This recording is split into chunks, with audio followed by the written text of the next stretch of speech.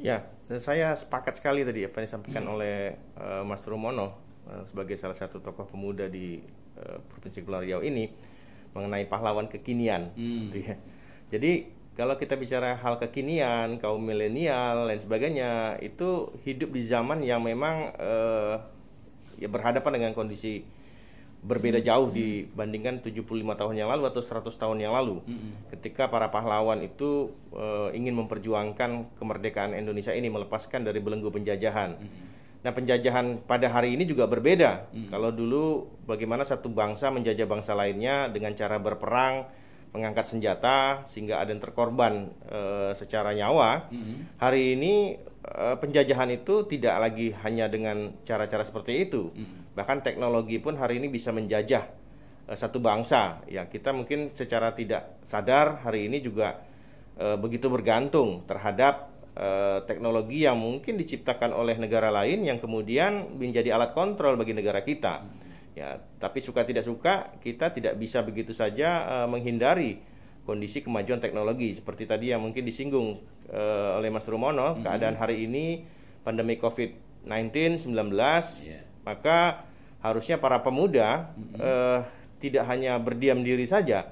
Kalau dulu para pahlawan nasional, termasuk kalau kita momentum Hari Pahlawan ini kan tokohnya adalah Bung Tomo di Surabaya, bagaimana dia mencoba untuk menunjukkan eksistensi keberadaan negara ini dengan cara tadi peristiwa yang sudah sama-sama kita ketahui, peristiwa di Surabaya itu sangat heroik ya, heroik sekali, merdeka atau mati. Nah demikian ya, padahal kemerdekaan sudah kita capai, tapi dalam rangka mempertahankan itu dia menggelorakan semangat perjuangan itu, bahkan disiarkan langsung oleh Radio Republik Indonesia sehingga bisa didengar gitu kan oleh seluruh masyarakat Indonesia dengan keadaan pada hari itu. Jadi kalau hari itu menggelorakannya dengan radio gitu, hari ini kan juga banyak.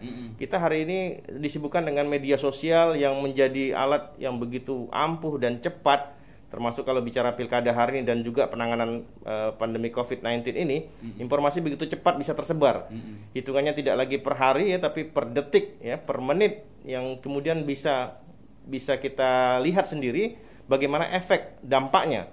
Nah, bagi sebuah bangsa misalnya, dia bisa menjadi baik atau bahkan bisa menjadi buruk. Nah, hari ini kaum milenial pemuda begitu akrab dengan teknologi, ada di dalam genggaman ya.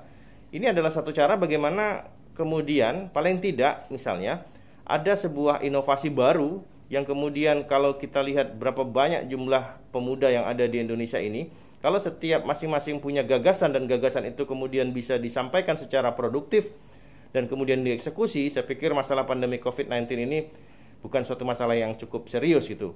Nah, tapi kalau kita diam saja ya ini berarti kita terjajah dengan yang namanya pandemi COVID-19 ini. Ya, pandemi COVID-19 ini adalah bentuk penjajahan baru gitu kan.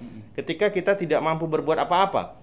Nah, ini yang kemudian harus kita sadari, menjadi flashback. Mudah-mudahan momentum Hari Pahlawan 10 November ini, semangat heroik para pemuda khususnya itu akan kembali bergelora sehingga menghadapi pandemi COVID-19 ini kita berupaya dengan pengetahuan ataupun keterampilan yang dimiliki menghasilkan gagasan-gagasan dan inovasi-inovasi baru untuk kemudian bisa mengatasi masalah pandemi COVID-19 ini.